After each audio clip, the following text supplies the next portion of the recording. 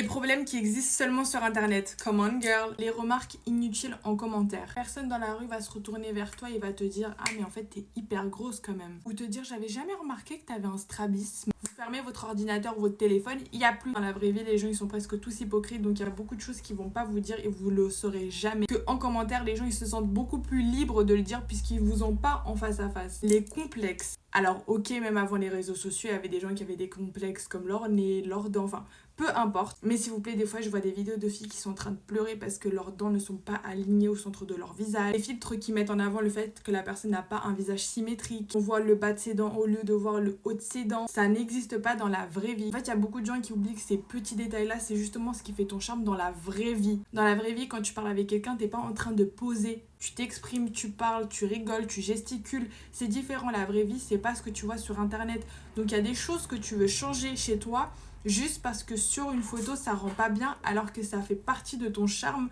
dans la vie de tous les jours. Les combats qui sont uniquement menés sur internet. Le fait qu'une personne fasse quelque chose qui n'est pas forcément de sa culture, des choses comme ça. Attention à des choses que je ne défends pas, mais juste dans la vraie vie, c'est des combats qui n'existent pas. Dans la rue, ils vont pas vous arrêter pour vous dire ah, mais attends, tu portes un élément qui fait partie de ma culture.